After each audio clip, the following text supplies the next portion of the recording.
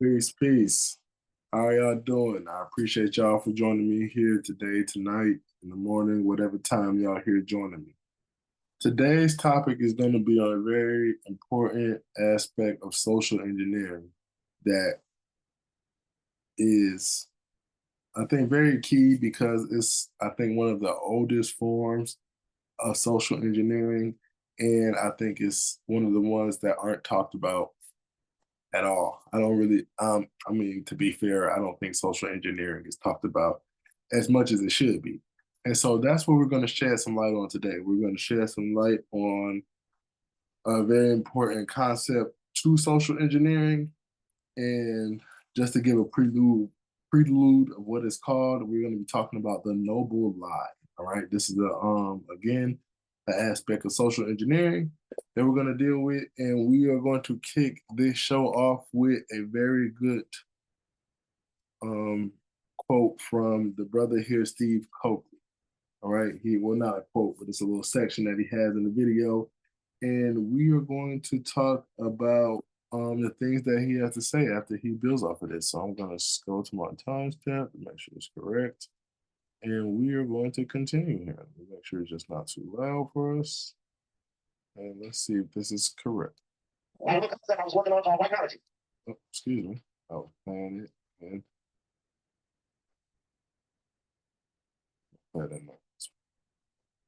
which dealt with about a little concept I was talking Saturday out here in Pasadena about a little concept I was working on called white knowledge, which dealt with things that the white people do that just articulate that they are superior and that we are inferior, and we accept these positions for no other reason than we got paid to.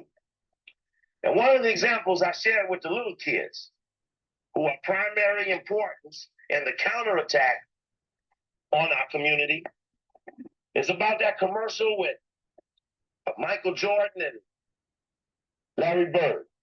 Y'all seen that commercial? Yeah, this is the commercial where Michael Jordan is sitting on the bench. Larry Bird walks in, said, "What you got there, Michael?" He said, "Oh, Big Mac." He said, "I'll play you for it." And they start going on the top of the garage, off the rim, off the backboard, off the ceiling, over the expressway, and all that stuff. You seen that? Yeah. I always ask the children, you watch it carefully, say, what does Michael Jordan win if he succeeds in defeating Larry Bird's challenge? Nothing. And that's white knowledge. Make you play for your own sandwich. Let's do that. And the only reason Michael Jordan did it was because he got paid to. But that sets our children up to be a chump, to make us think somebody can challenge us for something we already have. And that's our problem. We keep starting from the wrong position, and we accept every other position from that position on puts us in the downslide. Now, there are two main things that I want to point out about this. The first being the last thing he just said right there, that we start off in the wrong position. And when we start off in the wrong position, that puts us, everything else downstream from there, everything that comes after that position we already accepted, already puts us in a bad place. And that is a very important thing, because that is the biggest issue that is happening when it comes to I'm trying to think of the best word to say this.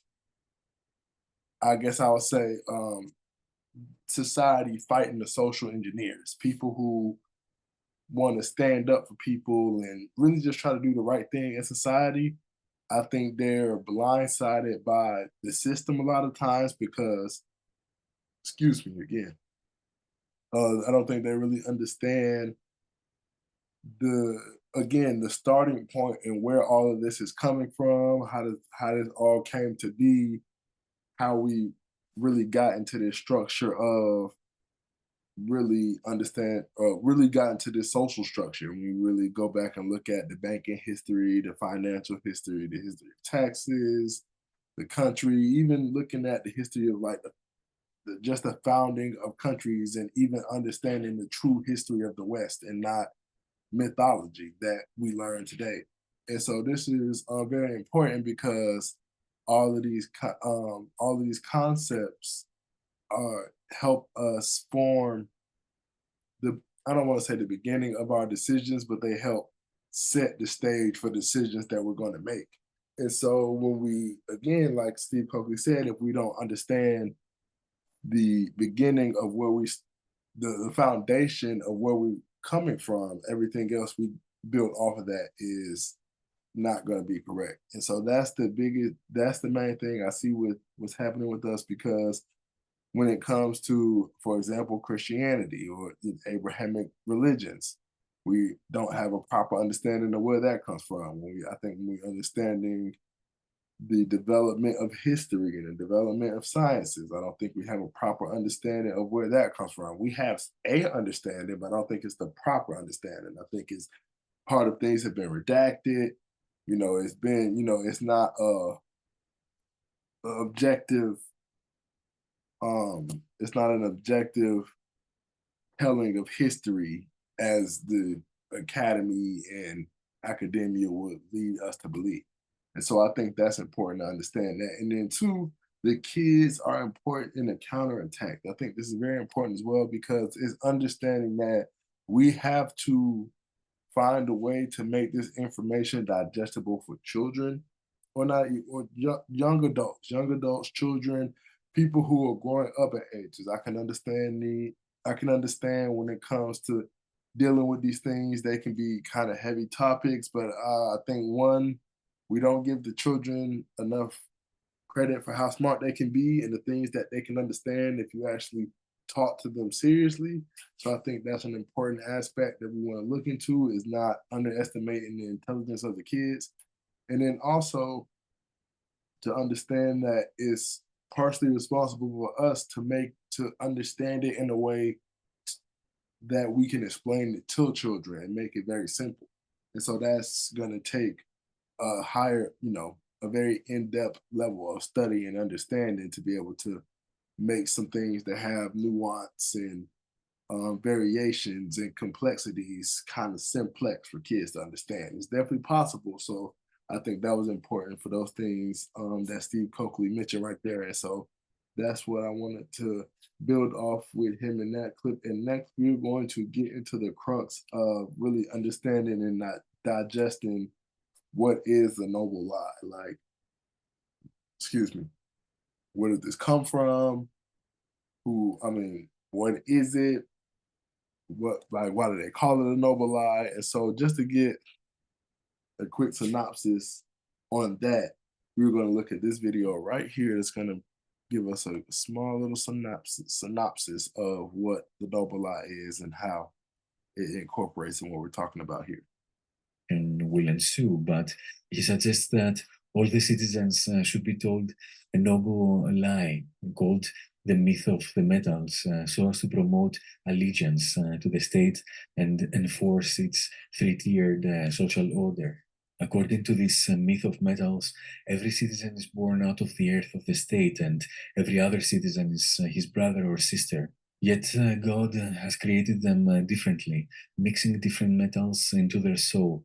Gold for the rulers, silver for the warriors, and brass or iron for the craftsmen. Children are usually made of the same metal as their parents, but if this is not the case, the child must either descend or more than just beautiful dance. Okay, skip this. In the social order. As mentioned before, a society is just when relations between. Okay, yes. So to go over that, the biggest thing I want to touch onto that is that he talked about is that it is a lie. He said it's a lie that is told by the rulers for the benefit of the state, right? So it's pretty much when the rulers get together and say, "Hey, for the good of the state, for the good of the community, we need to lie to the people because it will promote allegiance to the state and not have the people rebel against the state.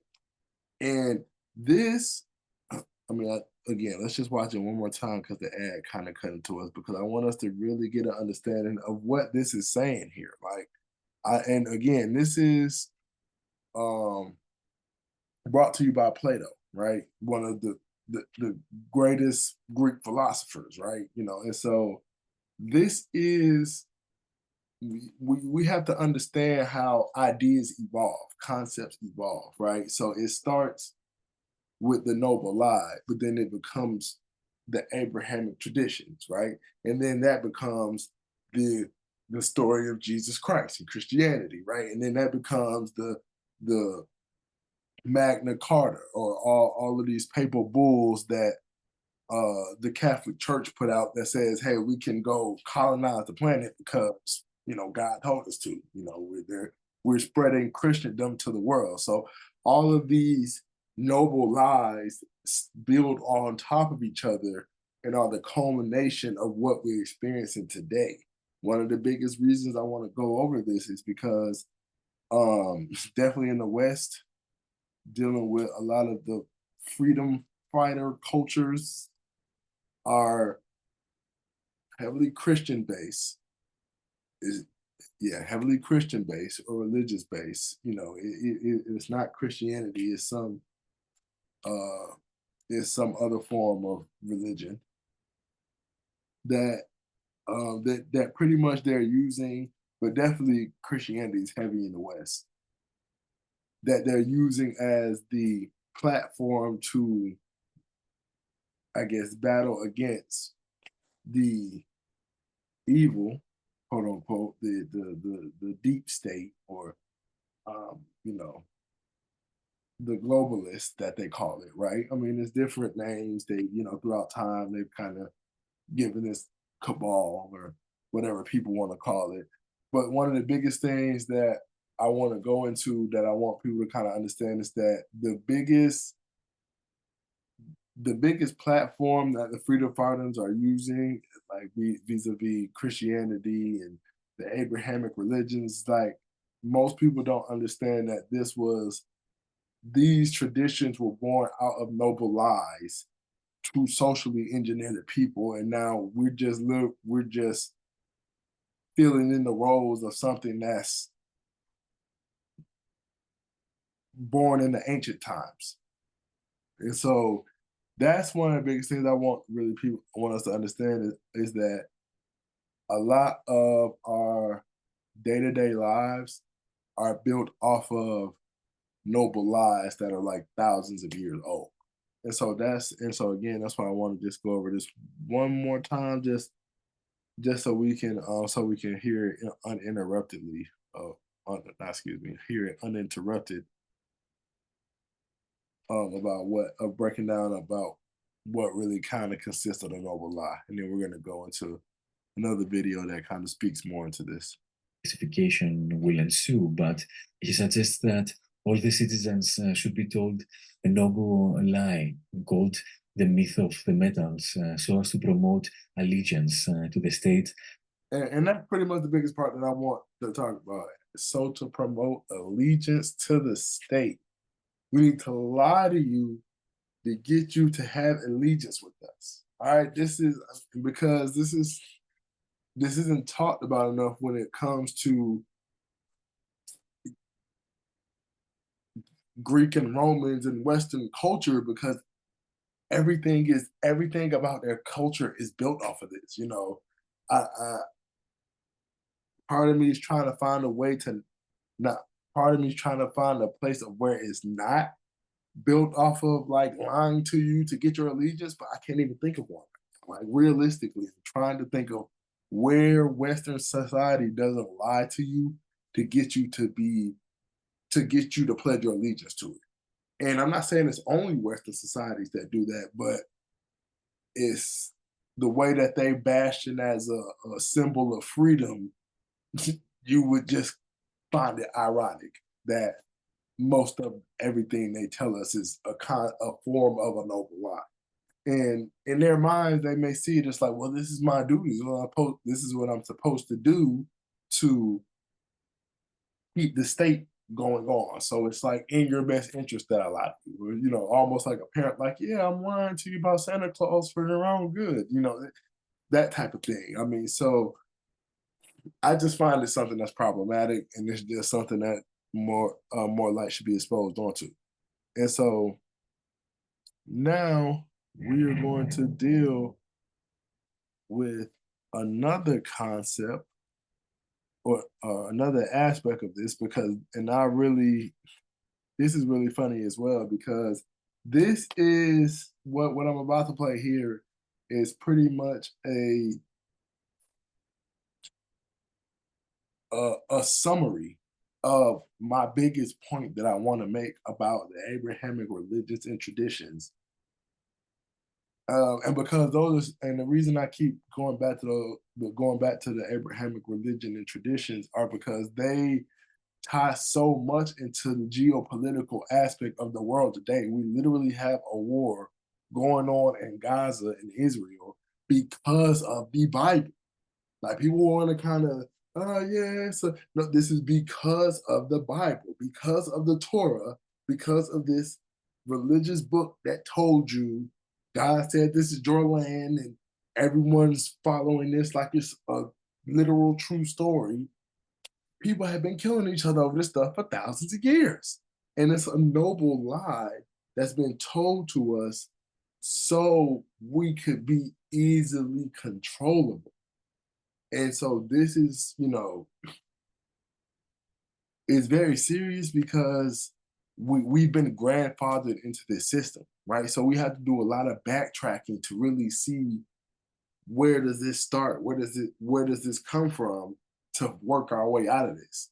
So many of us are trying to use tools that have been built off a noble lie to work ourselves out of the noble lie. And it's doing nothing but playing into the hands of the people that originally made the noble lie. It's not literally the same people, it's their descendants and people that pass it down as a tradition.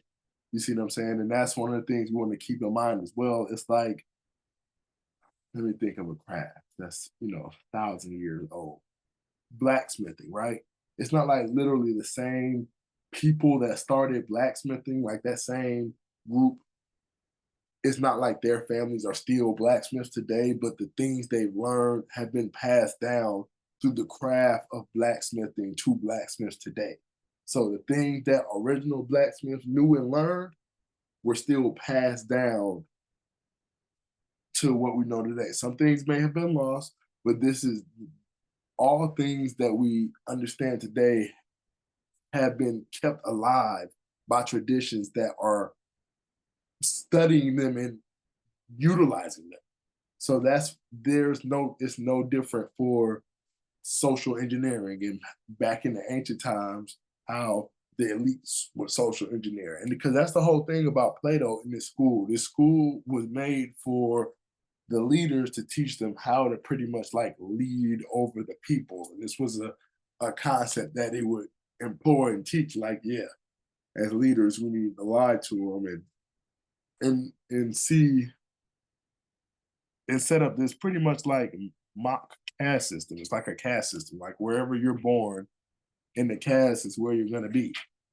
And so that's one of the things that I think we just find interesting that a lot of times we want to look at the great parts of the society that like, oh, these are really good, these are really beneficial, but not look at the things that were used to kind of control and manipulate us about those societies as well. And so let me, now that those ads have stopped, let me go to this timestamp because like I said, this is, oh my goodness, how many ads are gonna play in this thing? This is really important. And so this is what I want everyone to really understand about one of the main points that I want to get across. Of having been a tragic poet, Dionysus is the god associated with tragedy. A case can be made that people who understood very well what Plato's esoteric project was, and people who knew how to deploy noble lies, engineer the Abrahamic revelation, the biblical religion, as a catalyst for the transformation of society. But Yes. And so, again, people who knew how to deploy noble lies engineered the Abrahamic tradition as a catalyst to change society. All right. Now, this is, I mean, one, very important for two reasons.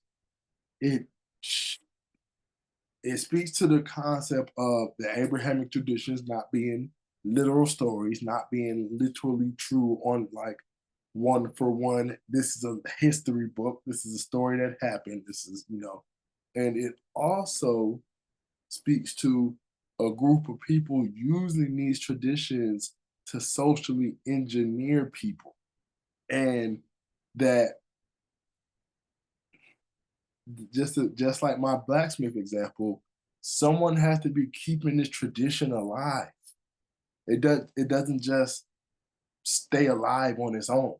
People have to pass down the noble lie and inform others that, hey, this is a noble lie, but we're using this to influence the masses. So that's the biggest part that I want us to understand, is that we think, I mean, I don't want to say how most of the world thinks, because I'm not like a, omnipresent telepath. I can't read the whole planet's mind, but from just looking at people and kind of looking at the temperature, it's safe to assume that most of the world. Let me make sure I said. Let me make sure I want to say most of the world. But I do think I want to say most of the world. I think most of the world are influenced by the Abrahamic traditions. They're not. Christianity, Islam, Judaism. I think those three would take up majority of the human population if we're talking like religion. So those three, because this is the main, those three religions, Judaism, Christianity, Islam, are all built off of Abraham and traditions of Abraham. And so understanding that this was a noble lie, and that pretty much the elites of these societies are using this noble lie, along with others, to influence people in a certain direction, and then have pretty much just built off that and evolved that. So it's like anything else. The first time you do something, it's a little crude. It may take you a little while to do it, but then the second time you get a little faster. The third time you find a new way to do it that makes it even faster. So you refine an idea as you keep doing it. And that's what's been happening along the centuries. They have been learning to refine the noble lie and refine the social engineering tactics. And we as a public have been falling more oblivious to these tactics and more oblivious to this understanding. So that's the most important thing that I wanted to bring up in that part right there. And then there is, let me make sure there's another part that I have timestamped. I just want to see what it's saying and talk about to see if it fits into my. After the death of Socrates, Plato was a member of the Pythagorean order. After the death of Socrates, Plato went to Italy and joined the Pythagorean order. And, of course, Pythagoras himself had studied at length in Egypt. And so Plato kind of followed Pythagoras's footsteps and then studied in Egypt for a while, tracing, some Pythagorean ideas to their source in ancient Egyptian wisdom. But as we've discussed in our previous conversations, Pythagoras also studied for over a decade in the capital of the Persian Empire. He was brought back to the capital of Iran by Cambyses II, the son of Cyrus the Great, and he studied with the Magi in Babylon, the administrative capital of Achaemenid Iran. Okay, So perfect. One of the biggest things I wanted to point out about that part are two things. One, that Plato was pretty much a lot of his learning is taking place through secret societies, right?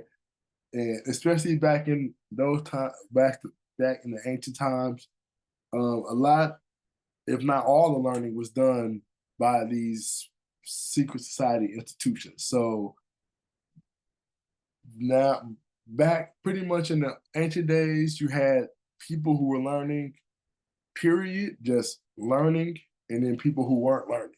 Besides, pretty much if you were a farmer, you learned how to farm, but you weren't learning you didn't need to know how to read, you weren't learning how to read and write and do math and all these other things. That was just specified for us, but pretty much the members of the secret societies, they were the only ones learning, period, like in academia at all in the organized setting.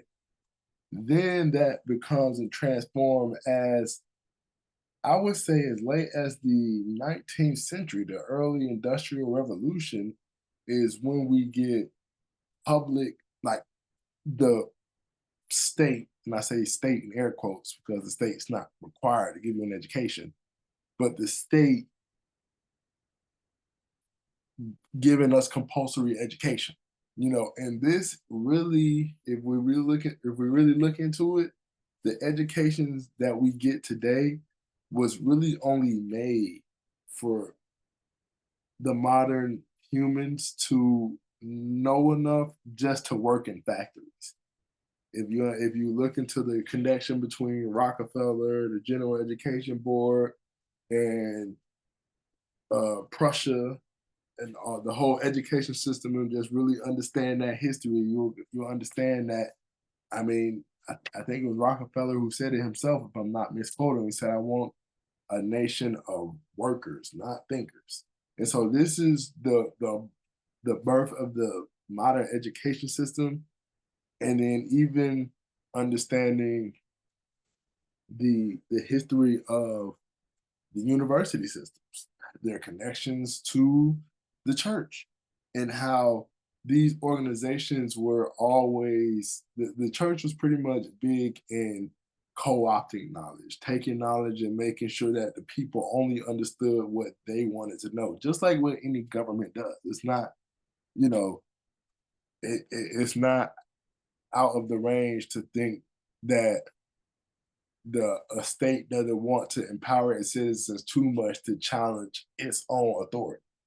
And so that's one thing we have to be mindful of as we study these things, and to really understand. And the biggest point is to understand. And the second point that I want to talk about and understand is that the connection that it has with Egypt.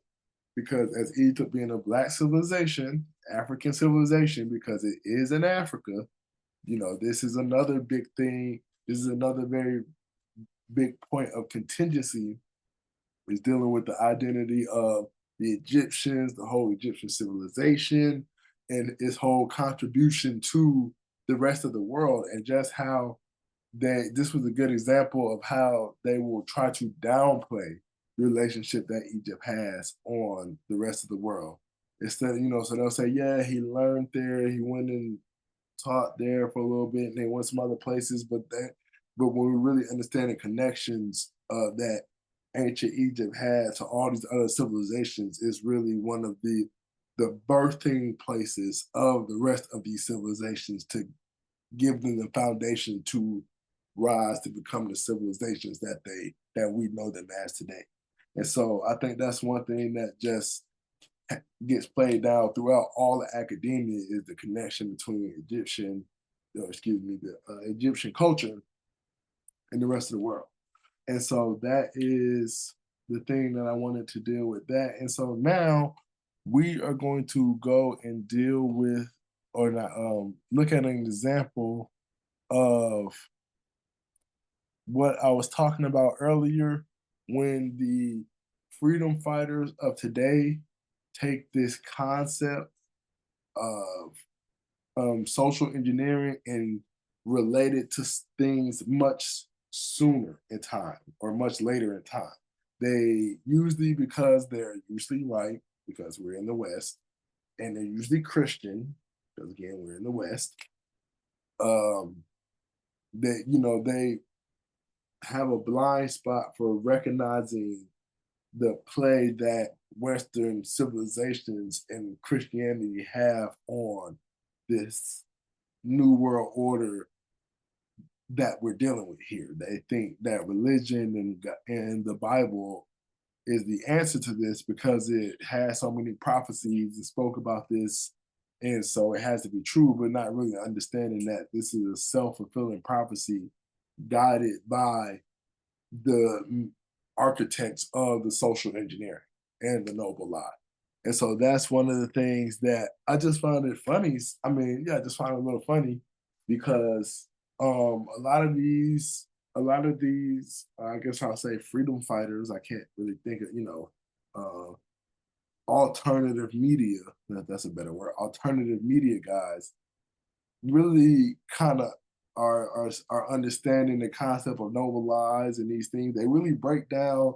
They do a good job of breaking down the nuance in a way of understanding how society's being socially engineered. They just refuse to recognize it as a much older thing. They think it's something that's happened as of recently, and I mean, I'm not sure whatever else their opinion is on the rest of history. But I think it's something to note that more times than not, uh, they will not recognize the Abrahamic tradition as a form of social engineering or a noble lie. They will see it as this is the truth, and it's blasphemous for you to not think this is the truth. That's just like the devil or Satan that's done got a hold of me or something, or the rest of y'all, or the rest of us who don't think the story is literal, a literal story, then we just are plagued by the devil, apparently. So that's again another more social engineering. So this is a clip that I wanted to show to just kind of again show how the alternative media will recognize the concept of social engineering and a Hegelian a dialectic to control people, having two forces look like they're fighting each other to give more of a sense of power or control. But they refuse. They don't see how the predecessors of their most of the time their religion and state are a factor into that as well. Flipping in his words, and he accidentally let that out. But he also accidentally let out at the end of his, I don't know if he accidentally let it out, but at the end of his last book, World Order, which that's a helpful title here that helps you to know what he's talking about. I mean, again, we live in an era where there's still people who don't think there's such a thing as the New World Order or world government, even though Henry Kissinger actually writes books on how to run the world and world order. At the very end of the book, very telling last chapter, he says that past empires would run through a sort of unilateral policy, right? Like ancient Chinese empire. They would want to have everybody submitting to the Chinese empire or whatever other empire. And he says that the difference in today's world, at least I guess out of the Cold War is what he's speaking of here, particularly, he says that we've learned that the best way to manage and control the world is to have a dual balance. Chad mode. All right, we're just gonna skip past this, but what he's talking about is he's talking about Henry Kissinger, who I think just died recently. God bless the world that man is dead. We don't, we want no parts. It's like when the Queen died. Thank God the Queen is dead. We don't no parts. And so that was a very important point and aspect that he was talking about, and how that the control system has gone from a one uniparty, just like, hey, like I said, this is the Roman emperor or the Chinese emperor, you'll worship the emperor. I mean, some states still do that. There's some states who are, I guess, I'll say a little bit more what's that? Well, I'm trying to think of that word. Rigid, and I guess I'll say yeah, just kind of very rigid and just old fashioned. It's just like this the emperor. That's the emperor. We all worship the emperor. We all look to the emperor to for decisions. We're not going to question it, and so that that's one of the things that. So he's saying it's going from one unal emperor to two opposing sides that again look like they're fighting each other, but still are controlled by a kind of a central uniparty that really funds both of these lesser parties to give the illusion of variety. And so that's the biggest thing that we want to deal with, or not deal with, but that's the biggest thing we want to look into when we're starting to understand this. Alpha or sigma males only. Position. So dialectical opposition is like the last page of the book.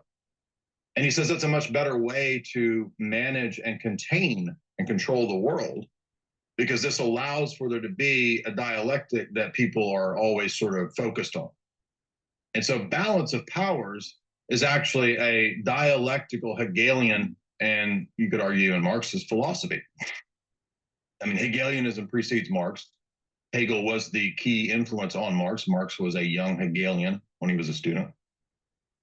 And so you can see that today's power elite, and especially David Rockefeller himself being very interested in and very influenced by both Austrian economics, studying under von Hayek, and being interested in and studying under Harold Lasky, the Fabian socialist, we can see that combination of both in a key figure like David Rockefeller and in a key figure like Henry Kissinger. So this is why a lot of people can't figure out, was Kissinger conservative or was he liberal?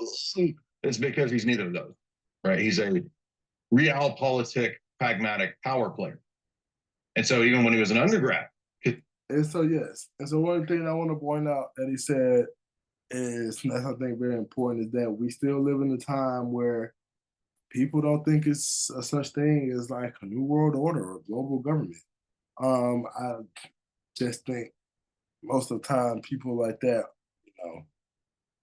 I just think they're usually more distracted by other things in life to not really be aware of the concept of like a new world order or global government. But I think even the academic spaces as well. I mean, I really are going to start spending and diving more time into the academic spaces, even though begrudgingly going into it, because usually academia is a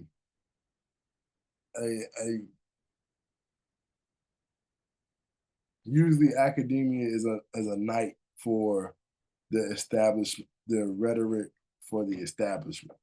You see what I'm saying?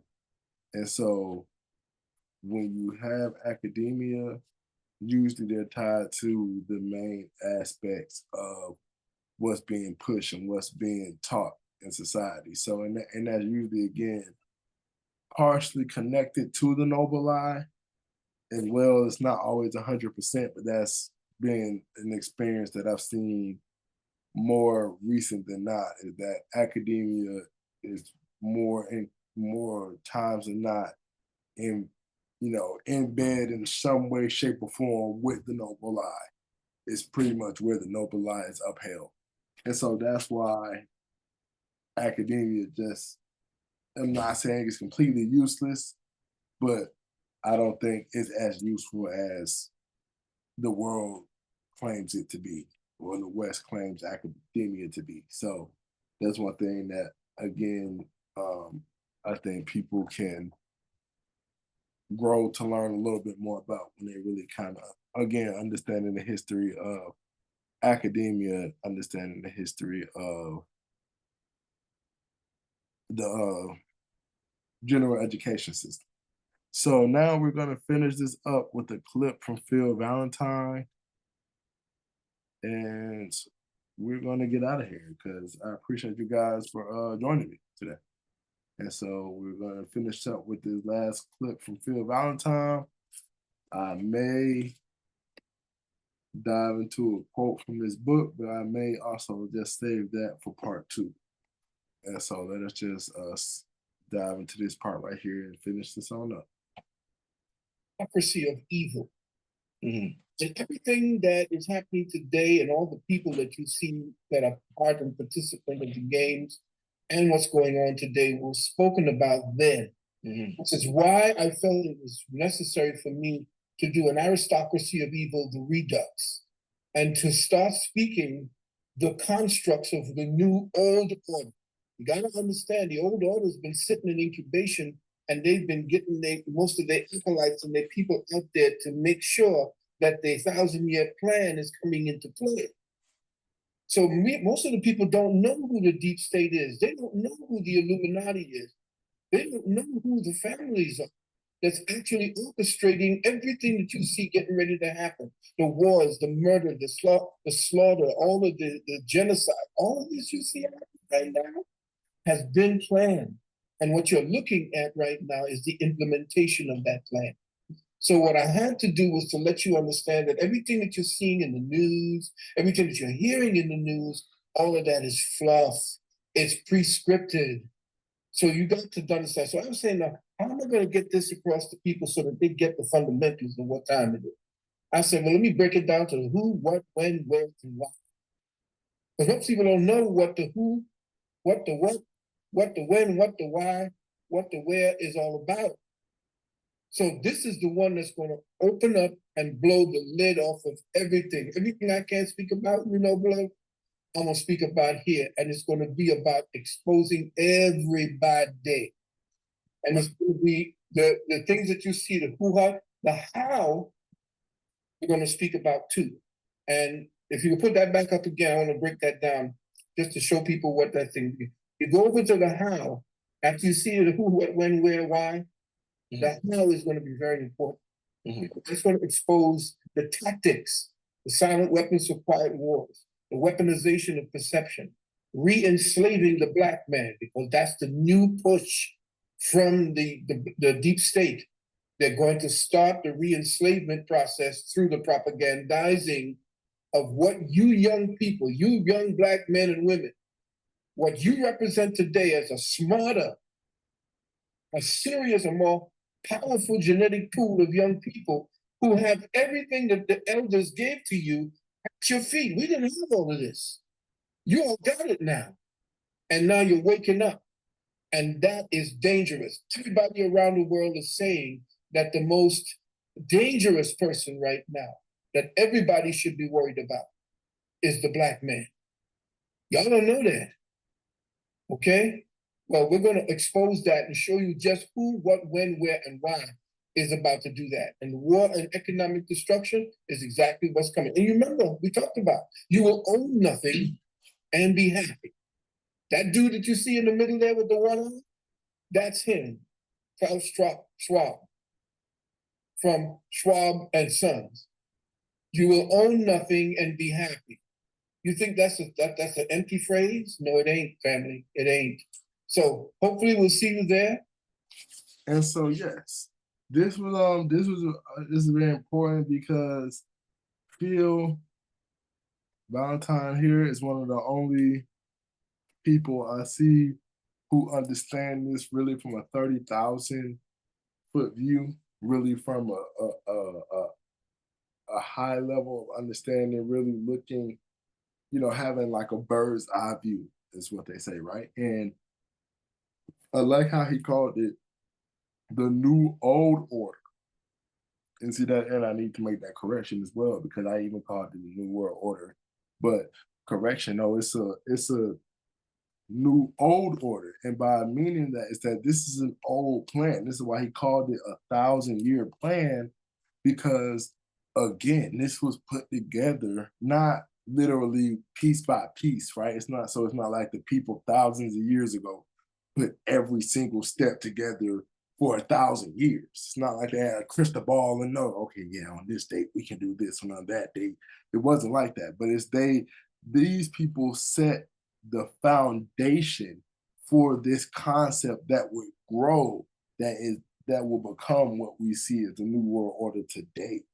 And that's the biggest part that people don't see, that religion, the Abrahamic religions, and Western society, British, specifically the British, the Anglo, I mean, yeah, specifically the British and the Americans, right? The freedom cultures don't really understand how the Abrahamic religions in the West, right? I'm not really talking about my black people, because I think black people more or less have some form of understanding of that. It may not be to the greatest degree, but this is something I definitely see that plagues Europeans, Europeans and people in the West heavy. And then I can say even a good, I don't want to say majority of the black, well, I will say majority of the black community, um, because I don't think majority of the black community is. I think more of the black community is growing in that direction, but I wouldn't say it's a majority of us that understand the the aims and goals of the social engineers, or that we're even being socially engineered. And so, but that's one of the biggest things that I wanted to really talk about, how the Abrahamic traditions, Britain and America, or pretty much all of Western society, is a noble lie. It's mythology. It's, you know, it's not to say that the history didn't happen, but there a lot of parts are being left out to paint a different version of the story. And this is why it's mythology, because we're understanding the partial part to be presented to us as true as the whole part, when it's just a partial part. And it's only the part that will help our allegiance with the state. That's the biggest part that we want to understand. So it's like, we'll show you all the good stuff, but we're not gonna show you the bad stuff, and don't go looking for that or bring it up. And so that's really what we're dealing with here. And really, when we're understanding that the Bible is uh, a self-fulfilling prophecy. This is, you know, so it's a plan that's been passed down by the ancestors of the people who are socially engineering us today. So it's again a continuation of one plan. And so this is the biggest thing that I want to get. I want to lay the foundation for in the beginning of the work, because this is a core concept of the the the rhetoric of the work that I want to put out, and battling the social engineers. You have to understand who and why the social engineers are. And again, like Phil Valentine said, what are their tactics, the how. And so that's partially what I'm covering here, a concept of a form of their tactic, which we can call the noble lie. And so that's one of the biggest things I want us to understand, and really do, I mean, do our own research on it, and really look and try to find more examples of noble lies in our day-to-day lives. And so with that, I want to say thank you. I appreciate you joining me here, and I will see you next time. Peace.